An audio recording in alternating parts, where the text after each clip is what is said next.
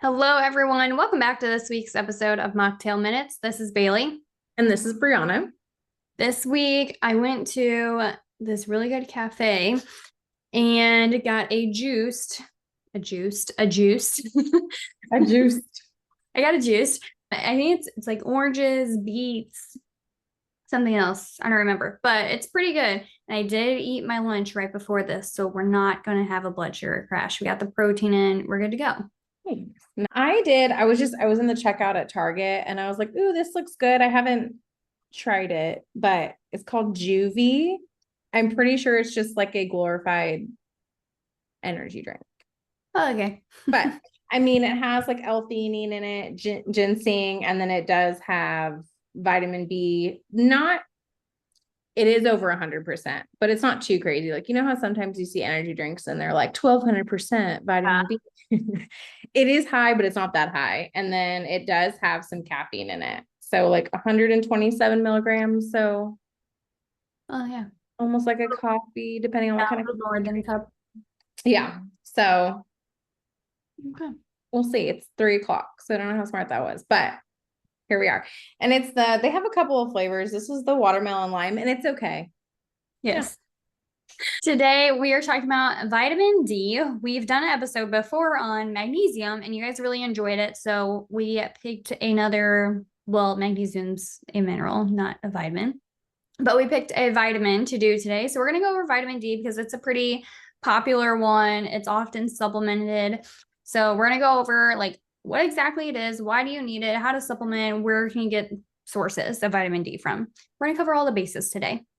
Yeah. Yeah. Vitamin D is honestly, do we have a statistic for this? Like how many people are deficient in vitamin D? Because it's a lot. I think it's like they're estimating at least like 80% of the population is either like deficient or insufficient.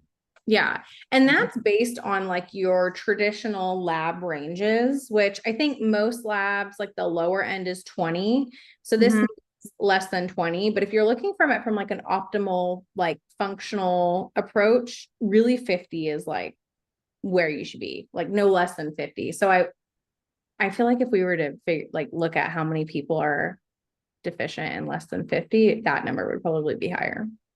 Oh, absolutely. Especially, I mean, it depends on where you live too. Like, especially where I live, Missouri, we got a lot of people deficient in vitamin D. So, and that's why I honestly tell a lot of people that, yeah, you probably do need a supplement with vitamin D. I always do like to have the labs go along with it because it is a fat soluble vitamin, but pretty much if you're a human living and working in Missouri, definitely you're going to need a vitamin D supplement. It's just we don't synthesize enough from the sun, is a main thing of it because vitamin D is your sunshine vitamin and it's going to play a crucial role in maintaining your overall health. And the reason why it is so unique compared to other vitamins is because it can actually be produced when your skin is exposed to sunlight. So that's why I say, like, if you're in Missouri, especially during the winter time, plus, like, if you're working, you're often not getting enough of that sunlight because really to synthesize enough, you have to be in the sun. What is it, like 20 minutes between the hours of like 10 and 2? And Mhm. it's like full body exposure. I don't know about you guys. Without sunscreen. Yeah, but Goodness. I am not like outside butt naked between 10 a.m. and 2, or actually really any other time. You won't catch me outside butt naked. Off, No, right? I hope never. Yeah, it's like you need a certain percentage of your skin exposed X amount of time while sun is at its strongest. And if you're wearing sunscreen, you do not absorb it the way that you would if you weren't. So, Mhm. not saying don't wear sunscreen because I think, skin cancer is a real thing too, but maybe like don't overdo the sunscreen. If you're not prone to burning, maybe don't use it all over your body. I mean, obviously that's like a personal preference, but or I even tell people like, can you go out when it's like earlier in the morning, maybe a little bit later in the afternoon when the sun isn't as harsh. Like anything is better than nothing. But I mean, regardless, we're not getting enough sun. I mean, that makes sense. We're definitely not getting enough fresh air in general. But yeah, if you live somewhere where it's cold, you don't want to go outside or it's just, dreary, you're gonna have less. And I will say, even if you do get a lot of sun, you can still be deficient because I remember thinking like, oh, there's no way I could be deficient. Like I had just come from California. I live in Texas. I've been outside. It's super sunny and I was really deficient. And you absorb vitamin D from the sun and then you need to convert it to its active form. And some people are better at converting it than others. And that's actually where magnesium ties into vitamin D, because magnesium is the cofactor for the enzyme that converts the inactive vitamin D to the active. So, side note on that. But it just depends. So maybe you are getting a ton of sun, but you're just not good at turning it into its active form. And with that being said, there are two types of vitamin D. So you have vitamin D2 and you have vitamin D3. So I've actually been finding a lot of doctors prescribe like the prescription vitamin D as vitamin D2, which I don't understand why, because I always recommend vitamin D3 because it's more bioavailable. Your body's going to use it a lot better. So D2, this is going to be found in like your plant sources, like mushrooms that are exposed to UV light. D3 is found in animal-based foods like fish, eggs, liver, and it's also going to be the one that's synthesized by the skin in response to sunlight exposure. So D3 is going to be more effective at raising and maintaining those vitamin D levels in your blood compared to a vitamin D2. So if you're taking a supplement or if you're looking at taking a supplement, you want to focus on that vitamin D3. Then your functions of vitamin D. So it's going to be essential for healthy bones and teeth because it helps in calcium absorption in the gut. It also helps with your immune system because it enhances pathogen fighting effects. I mean, like mood regulation. So it's linked to reduce risk of depression and improve mental health. And then it even plays a role in reducing inflammation and supporting cell growth. So a lot of just like overall maintaining your body type of functions, which is why when your vitamin D is low, you can definitely feel it. Every time, I don't know if anyone else has this happen to, but every time my vitamin D has gotten super low, my hair starts falling out. And I don't know why, but yeah, my hair falls out in clumps when I'm deficient in vitamin D, and I have a very hard time staying awake. I get very sleepy. Yes. I would say that's what I notice the most is I'm very tired or I'm just like not in a good mood. And that's, I mean, I tell people like vitamin D basically acts as like a hormone in the body. So there's, getting like sciencey, there's receptors and nucleuses of cells that vitamin D binds to, active form of vitamin D, and it, activates certain genes. So yeah, I know it plays a role in like serotonin and dopamine. So it makes sense if you're deficient, you're not going to be feeling awake or feeling happy. Another really important thing that it plays a role in is insulin secretion. And so, our pancreas needs vitamin D for insulin to be produced correctly. So I see it in almost everyone that has diabetes is vitamin D deficiency. And it is annoying because doctors give vitamin D2, which again, you can supplement with as much of that as you want, but if you're not converting it to the active form, it's not doing what you think it's doing. And I don't know why they do that. I think maybe because they just think like you're less likely to build up a toxic amount of it. I don't know. It's rolling like calcium. I mean, but there's things you can do to help that. But maybe, I mean, I'm sure it's a little bit cheaper. So I don't know. Because then it's the same thing like when we talked about magnesium. Yeah, there's like vitamin D2 would be a cheaper form to purchase as a supplement, but then it's like, wouldn't you rather just get the one that is doing a better job, or are you just going to, it's like, I mean, hiring an employee. Do you want someone who's going to be efficient and you have to pay them a little bit more, but they're going to get the job done? Or do you want kind of someone that you have to always keep an eye on? And even though you can pay them less, it might take them a little bit longer. And not doing their job as well. I agree. So, and like being dietitians, we obviously have like a foods first approach. So we listed, some animal, I mean, they have it in plant sources, but very, very minimal. Like, and that's going to be your D2. So your D3, your active and the food sources are going to be like those fatty fish, even cod liver oil if you don't eat a lot of fatty fish, egg yolks, beef liver. So like if you have a good beef liver supplement, that's kind of like one of those supplements where I'm like, I feel like it does a lot. Yeah, I think I've definitely learned more about it recently.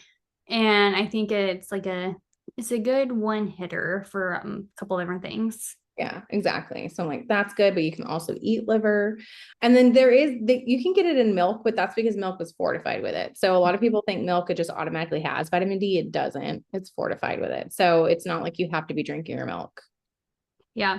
And to I get get. a lot of questions of that is like, oh, if I'm not drinking milk, like, am I missing on vitamin D? No, I mean, yes, I am deficient in vitamin D, but I was deficient in vitamin D before I It's stopped. probably not because you don't drink milk.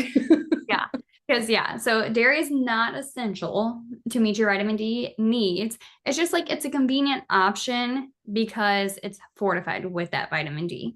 Mhm. So you can get other food sources. I would say most of my vitamin D is coming from fatty fish, egg yolks, mushrooms. I mean, that pretty much. Yeah, there's not a lot. I think that's what I want people to realize is there's not a ton. And if Yeah. you look up like the amount of vitamin D that's in each of these foods, like the amount of vitamin D in an egg yolk, like it's a decent amount, but it's definitely not going to get you where you need to be for the day. So I feel like this is one where you probably do need to supplement, especially if you know you're low Hmm. wise. So you're just not going to be able to get around it. Especially, I mean, I would definitely say also get out in the sun, but if you can't do that or you're not converting it as well, I would rather you supplement with vitamin D and be at an optimal level than be like chronically deficient. Yes, I think vitamin D is definitely one I would recommend to supplement. Even like when we talk about magnesium, we talked about that most people probably need some magnesium supplementation. I would Yeah. say vitamin D is another one. Most people are going to need it. I get vitamin D. I take the Nutrafol supplement. So, Mhm. like, and I even mentioned, yes, I do eggs like all the time. I love eggs, but that's also a good point of like to include the egg yolks. That's where you're getting that vitamin D. Where Mhm. in the dieting world, when you're taught to do like, oh, only egg whites, well, guess what? You're missing out on a lot of these vitamins and minerals. So Yeah. I'm looking right now how much, I forget how much Nutrafol has in it. But yeah, like Nutrafol, it is the D3 and it has 50 micrograms. Okay. Yeah. Does I think where people get, maybe this is why doctors do it. Now that I'm thinking. So like vitamin D plays a role in like calcium reabsorption. Hmm.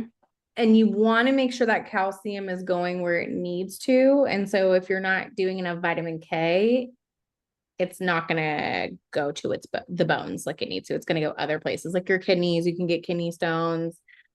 I think it also like hurts your arteries too, like the calcium buildup. Yes. So, I mean, we always say like test, don't guess, and don't just be on like a bajillion IUs of vitamin D3 for the rest of Yeah. your life without knowing. But I take one that it's D3 and K2. Hmm. Yeah, that's what I was just going to mention. Yeah. That's where, so like the 50 micrograms, I think it's 2000 IUs. So in general, I would say most people are probably pretty safe with 1000 to 2000 IUs. I think that's a safe amount to take. And so you have your vitamin D, you have your vitamin D3 supplements, but D3 is going to be preferred. Then you can also, and I think this has been more popular more recently, D3 plus K2 Mhm. because it helps to ensure that calcium is properly utilized. So then it reduces that risk of arterial calcification. So that's another thing to keep in mind with supplementing. I would, D3K2 is probably like best option. D3 is like a good option. D2, I just wouldn't do it. I Yeah. think. I just feel like it's not worth it, right? Like if you're going to be Yeah. taking a supplement, you want to make sure it's doing what it's supposed to. And you're not knowing how much you're converting. So you could just be taking a fat soluble vitamin, not utilizing it. And then, it's not very helpful. And really, you can take it any time of day. Just Mhm. you want to make sure you have some fats when you take it. So that way it's better absorbed because it is a fat soluble vitamin. So that's one of Mhm. the reasons why we do need to eat fat is because fat helps us utilize fat soluble vitamins. So if you're eating how we've kind of talked before, doing a protein, fat, and fiber at every meal, well, you're getting fat at every meal. So you're good to go there. Yeah. No, that's a good thing to mention because I think sometimes people will just like get in a routine of taking their supplements, and sometimes like in the morning without food, you want food, at least Mm-hmm. with this one, or yeah, some sort of fat. I was gonna say the 2000 IUs, I think that's like a good recommendation for like the general population Yeah. who's not deficient. If you are deficient, you probably need a little bit more, but I'm not gonna give a like blanket amount because that's very highly dependent on. Yeah, it depends on the person. I mean, I've had someone who they were so deficient they got like an injection from our nurses at my office for 50,000 IUs. So it kind of just depends on where you're at. I mean, I would say some people only say like 800 IUs, but honestly, I think people are so deficient in it anyways that you're probably good to go at 2,000, especially if you're not outside a lot or eating any of those food sources. I think 2,000, I would agree, would be a good amount to be at. And then we kind of mentioned like calcium, magnesium. So our vitamins and minerals work together. Like they're not all just independent workers. We don't have a bunch of entrepreneurs in our body. We have like, you're the CEO and you have all these employees, aka vitamins and minerals. Yeah. They're working. So calcium works with vitamin D for bone health. Magnesium supports vitamin D metabolism and activation, helps direct calcium to the bones and away from the arteries. So that's where that D3 and K2 comes into play. And then zinc plays a role in supporting your immune function along with vitamin D. So that's part of my like 6 season remedies: vitamin D and zinc and vitamin C. Those are my 3 I do. So D and zinc very well together. And I'll say too, like you bring up a good point about how like nothing is working by itself. Like it's all working synergistically. Like it needs each other. And I think that's where people go wrong with, again, I think there's some things you need to supplement with. I mean, I know there's a lot of dietitians who are very against that. And I think that's silly because we have so many deficiencies where I'm like, no, I think they have their place. But I think sometimes people will just like, they'll spend all this time and effort and money on supplements, and then they're still kind of eating like crap, and it's like, when you're eating highly processed foods or foods that are not really whole foods, you're lacking all the vitamins and minerals, like the micronutrients needed to absorb and metabolize those larger, nutrients. Like everything works together. So I would like definitely encourage you, like, don't just continue eating horribly and be like, oh, a supplement will fill in the gaps. Like, yes, it'll fill in the gaps, but it's not going to fill in the gap of like a healthful diet. You can't out supplement a poor diet. Yeah, you can't out supplement a poor diet. Same way you can't outwork a poor diet either. And I would say like if you are on like a budget or anything, if you focus on the foods first, you're going to help yourself out tremendously there. Don't feel like you have to go buy these supplements. I prefer you to allocate that money towards those whole food sources. Yeah, exactly. Food first and then fill in the gaps. But I don't know. I feel like we do this thing with supplements that people also do with medications. It's like, oh, I have this ailment. A medication is a safety blanket that'll just fix whatever's going on. I could just do whatever I want to do. We do that with supplements too. And I see women like constantly under eating. Like you're not getting the nutrients you need from food, and you can't just not eat healthful or under eat and then take a ton of supplements and think it's going to be the same thing.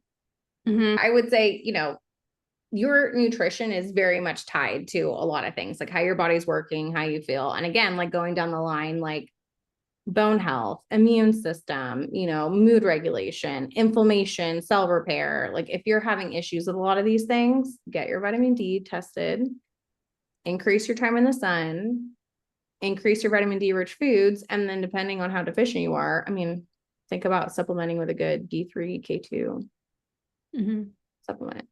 Like I said, I do like to see labs for most people, especially if you've been taking like 5,000 IUs every day for a couple of years. I want to see what your labs look like now, because we don't want to overdo it on vitamin D, because with it being a fat soluble vitamin, you're not just going to pee out the extra. Where your water soluble ones like vitamin C, you're just going to pee out the extra. Like it's not that excess vitamin B. Yes, you're just going to pee it out. If you're not, you're going to use it. Yeah, but you don't if you're fat soluble. And I think that's where, I was just reading this thing that's like how many IUs you need to take a day to increase your serum levels by a certain amount. And it's a decent amount, but I would say like, yeah, if you've been taking 5,000 IUs every day for years and your lab like really isn't moving, I'm like, you probably need to do what that person did at your job. Yeah. Yes, probably. And see, okay, do I just need like a good mega dose right now to get me through? And then you can kind of even out and go to 2,000 function. Fine.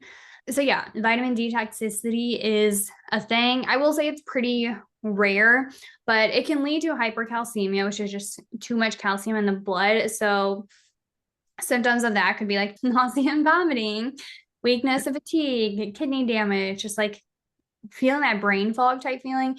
And when I was pregnant, I did mention I had very high levels of vitamin D. Like it was like, I think it was 100, it was 100 something, pretty high, which I still don't understand why I got that high because I've always been deficient in vitamin D, and it makes no sense that growing a human made me. That's good though. Like I've heard that's good for Gannon. Like Yeah. he's at much less risk of developing things like osteoporosis and things like that because of your vitamin D level when you're pregnant. So that's fun. Yeah. But it did feel terrible. And that was the hard part because everyone's like, oh, it's just normal pregnancy. You're just tired. It's normal pregnancy. I was like, you don't understand. I don't think it is. Like, I feel like something's wrong. And so they finally ran it for me. And I was like, oh, vitamin D was too high. So I had to stop using my prenatal and I switch it up. So that was fun. Yeah. I could be any of those things. Generally, like your tolerable upper intake would be about 4,000 IUs per day, unless it's prescribed and being monitored by someone. So if you're someone who's just like chronically deficient and you need more than 4,000, and that's what your doctor told you to, we're not saying to like stop doing that either. No, if you're under, always revert to your doctor. That's what they told you to do. Just a disclaimer, this is not medical advice, it's just general information of what your doctor could prescribe, what your healthcare provider could direct you to do. Again, I think 1,000, 2,000 IUs daily. For most people, you're probably going to be good there. If you're really low, like under that 12 mark, you might need to do that like mega dose of the 50,000 IUs. And that's only for like 6 to 8 weeks, one time a week. So that's only a couple dosages of that. And then you would move into a much lower dose for your daily. And like, just to give you an idea, like, what did you say, like recommended everyone needs 600 to 800 IUs a day? Yeah. They're like what you should be getting. So you're not deficient. Like an egg yolk has 37. Okay. Yeah.